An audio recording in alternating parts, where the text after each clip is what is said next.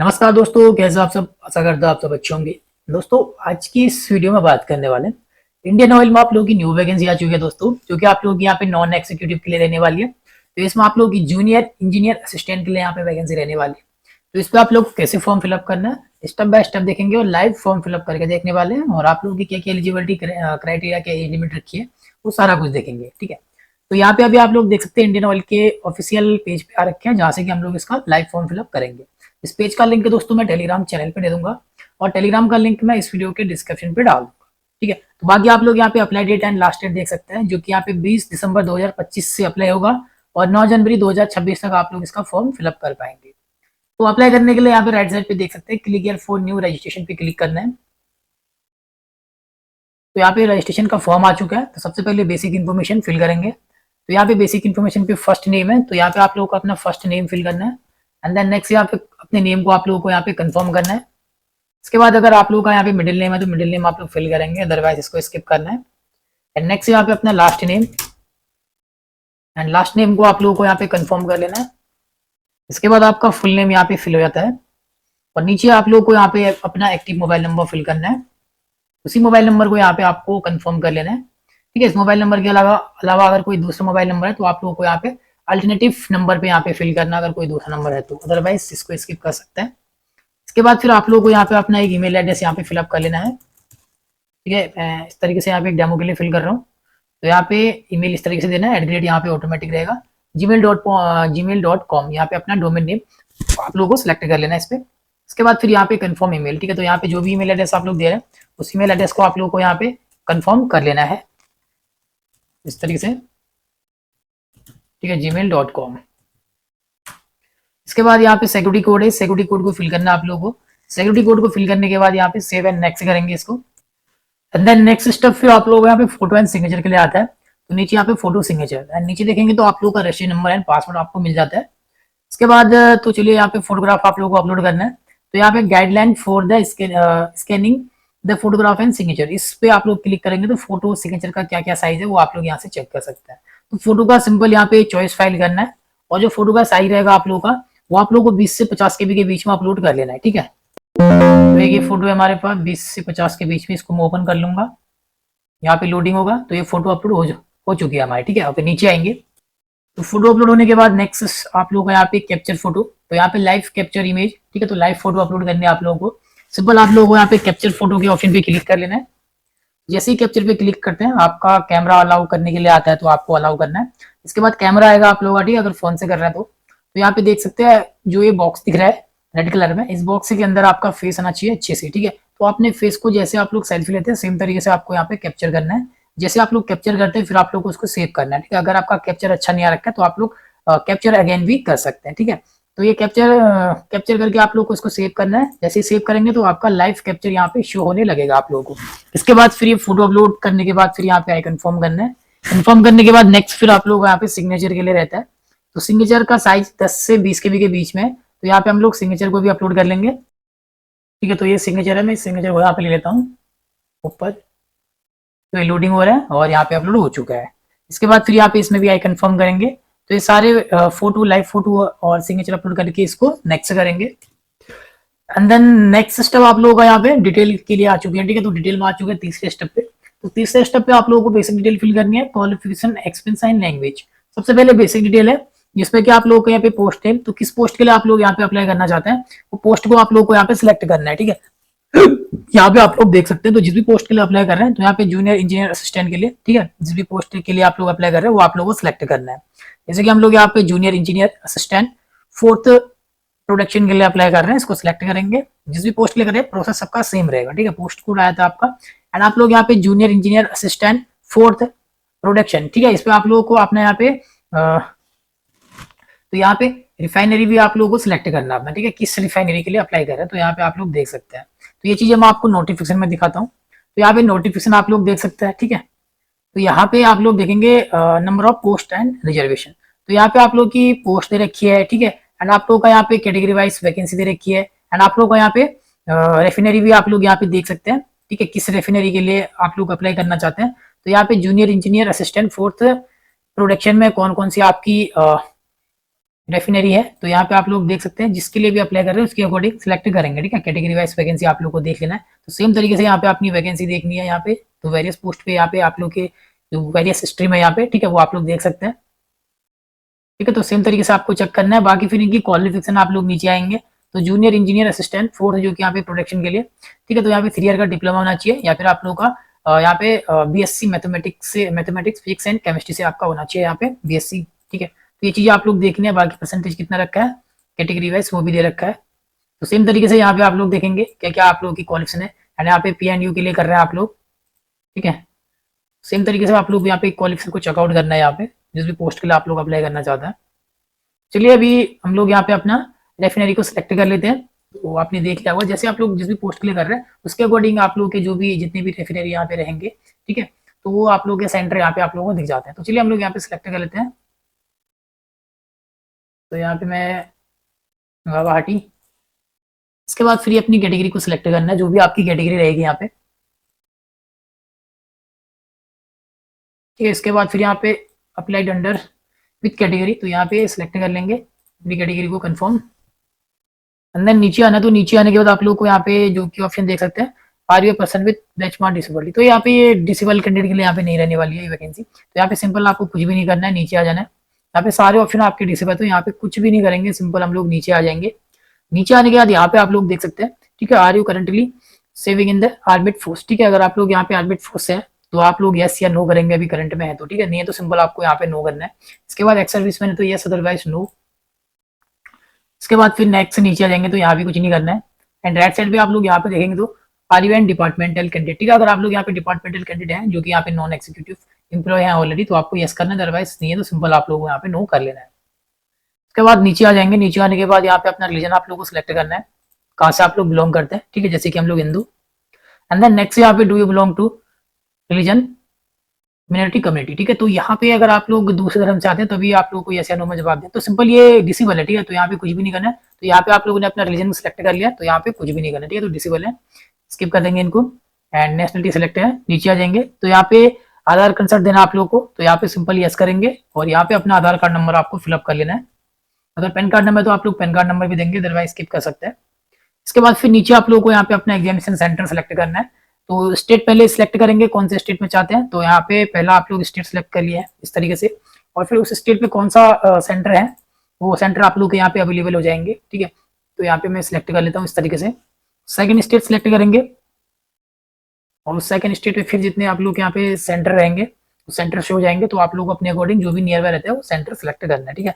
तीसरा state select कर लेंगे। इसके बाद फिर यहाँ पे अपना तीसरे स्टेट पे जो भी आपके सेंटर रहेंगे यहाँ पे, ठीक है, जहाँ जहाँ सेंटर अवेलेबल होंगे वो सेंटर आप लोग यहाँ पे लिस्ट आती है, तो हम लोग यहाँ पे इस तरीके से सिलेक्ट कर लेंगे इसको। इसके बाद फिर यहाँ पे पर्सनल डिटेल, तो डेट ऑफ बर्थ फिल करना है। तो जो भी आप लोगों की डेट ऑफ बर्थ है, डेट एंड अपना मंथ एंड अपना ईयर आपको सिलेक्ट करना है, और आपकी एज यहाँ पे काउंट हो जाती है।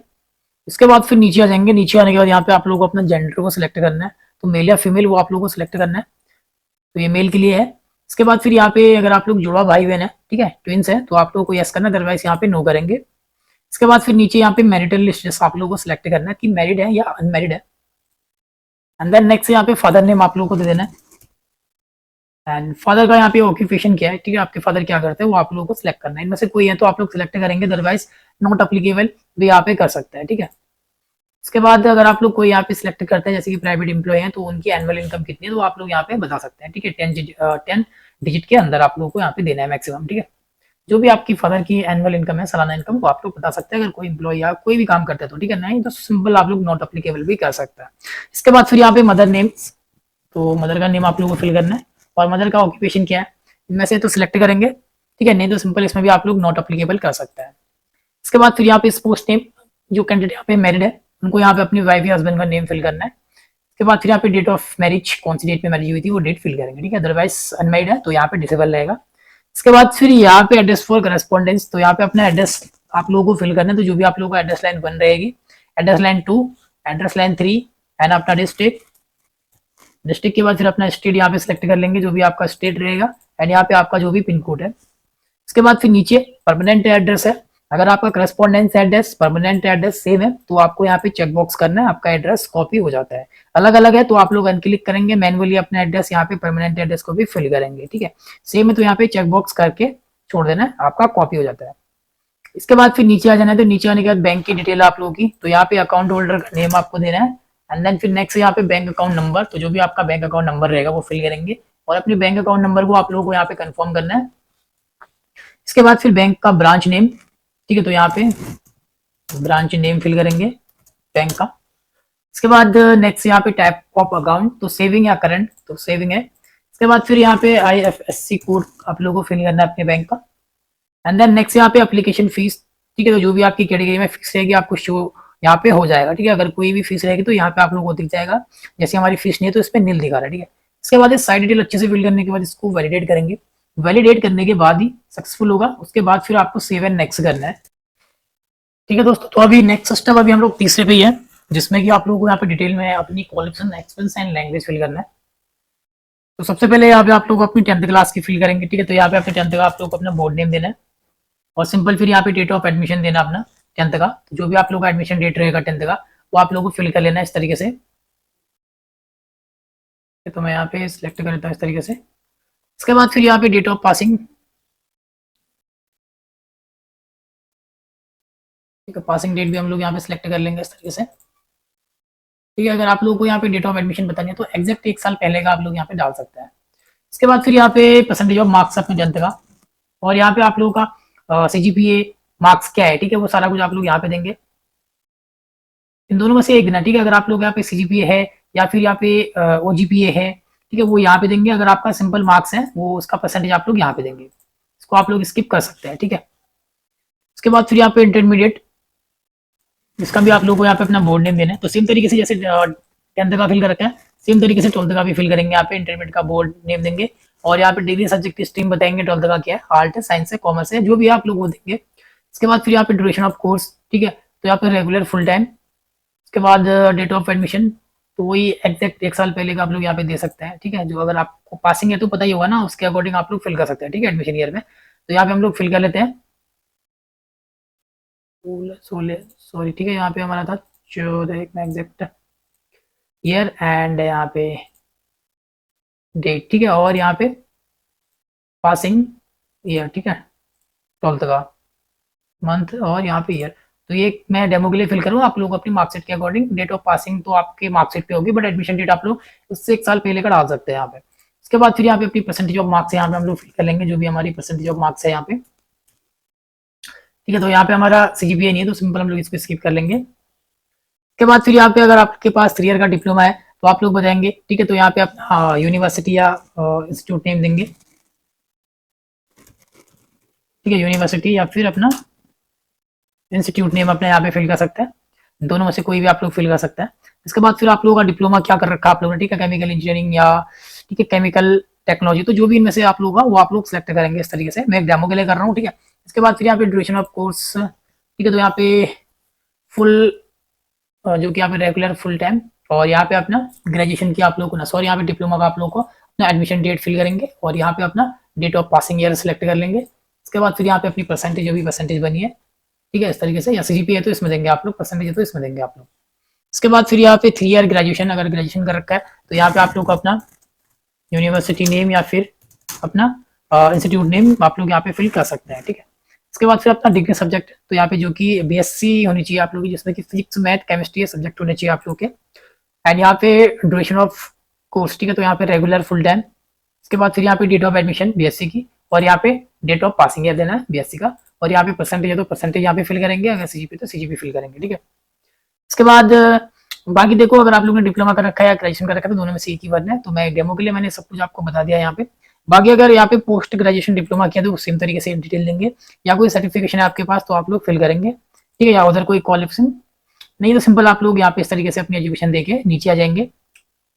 तो यहाँ पे हैवी ऑफ नीट इंटरमीडिएट, ठीक है, तो यहाँ पे bachelor degree diploma through full time regular course, ठीक है, तो हमारे यहाँ पे फुल टाइम कोर्स है तो सिंपल आपको यहाँ पे ऐसे ही कर लेना है। इसके बाद फिर नेक्स्ट, तो यहाँ पे are you processing professional qualification such as bachelors of engineering, जो कि BE, ठीक है, तो यहाँ पे bachelors of engineering BE, bachelor of technology BTech, and master in business administration MBA। तो यहाँ पे CA, CS या CMA, LLB, MCA, ठीक है, PhD। तो ये अगर आपकी प्रोफेशनल क्वालिफिकेशन है इनमें से तो आप लोग यस करेंगे, अदरवाइज यहाँ पे सिंपल नो करेंगे, ठीक है, अगर नहीं है तो आपकी इनमें से कोई भी। तो यहाँ पे देखना है जैसे कि BE या फिर BTech या MBA, CA, CS, CMA, LLB, MCA, PhD, ठीक है, इनमें से कोई क्वालिफिकेशन आपके पास है प्रोफेशनल तो यस, अदरवाइज नो।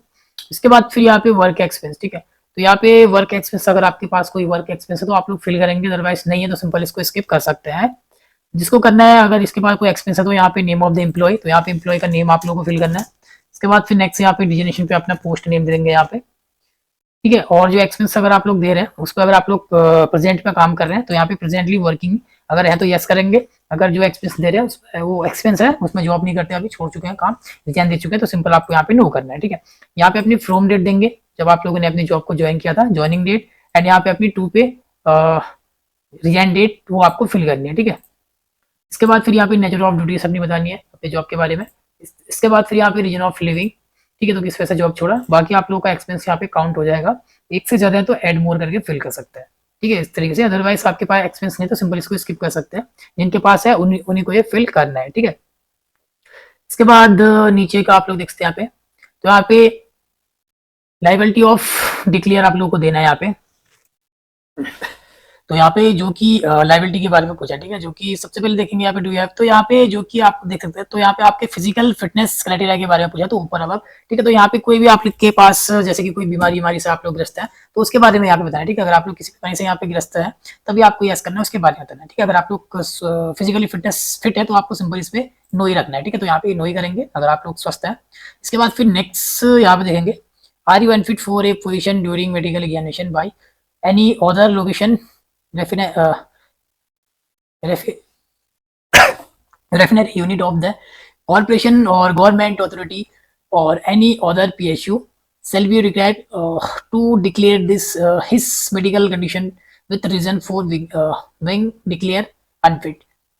तो यहाँ पे सिंपल ये है कि आपसे पूछा है कि यहाँ पे आर यू अनफिट, ठीक है, अगर आप लोग यहाँ पे अनफिट हुए हैं जो कि पोजीशन, ठीक है, जैसे कि किसी भी रिफाइनरी यूनिट, जैसे कि कोई भी रिफाइनरी यूनिट जैसे कॉर्पोरेशन, गवर्नमेंट अथॉरिटी या PSU, किसी भी जॉब पे आप लोगों को यहाँ पे मेडिकल में अनफिट किया है, आसान भाषा में बता रहा हूँ, ठीक है, किसी भी जॉब में आप लोगों को यहाँ पे अनफिट किया गया है तो आप लोगों को यहाँ पे यस करके उसके बारे में बताना है। तो आपको reason for being declare unfit, ठीक है, तो किस वजह से आप लोगों को यहाँ पे अनफिट किया गया है वो डिक्लेयर करना है आपको, ठीक है। अगर किसी भी पोस्ट में आप लोगों ने आप लोगों को मेडिकल में अनफिट किया गया तब आपको यहाँ पे यस करना है, अदरवाइज आप लोग सिंपल इस पे नो करेंगे, ठीक है। इसके बाद नीचे देखेंगे यहाँ पे आर यू अरेस्टेड, ठीक है, तो यहाँ भी क्रिमिनल केस के बारे में ही पूछा है, ठीक है, आपको अरेस्ट किया है तो सिंपल इसमें भी नो ही रखना, आपको कुछ भी नहीं करना है, ठीक है। इसके बाद इस साइड डिटेल आप लोगों को फिलअप करने के बाद इसको वैलिडेट करना है, वैलिडेट करने के बाद सक्सेसफुल होगा और सक्सेसफुल होने के बाद आप लोगों को सेव एंड नेक्स्ट करना है। इसके बाद फिर यहाँ पे आप लोगों का देखते हैं प्रीव्यू के लिए आ चुका है, तो आप लोगों को अच्छे से अपना डिटेल को यहाँ पे प्रीव्यू करना है, ठीक है। तो यहाँ पे आप लोग देखते हैं पोस्ट अप्लाइड, जिस पोस्ट के लिए कर रहे हैं पोस्ट कोड, तो नीचे आप लोगों की डिटेल रहेगी सारी। तो चलिए हम लोग नीचे आ जाते हैं, आप लोगों को अच्छे से चेक करते हुए नीचे आना है, ठीक है दोस्तों। तो यहाँ पे आप लोग नीचे आ चुके हैं चेक करते हुए, अगर आप लोगों की सारी डिटेल सही है तो आपको आई एग्री करना है और यहाँ पे कंप्लीट रजिस्ट्रेशन करना है। कोई भी डिटेल आप लोग की यहाँ पे गलत हो जाती है तो आप लोग उसको बैक करके उसमें सुधार कर सकते हैं। हमारा सब कुछ सही है, ओके, तो हम लोग इसको कंप्लीट रजिस्ट्रेशन करेंगे।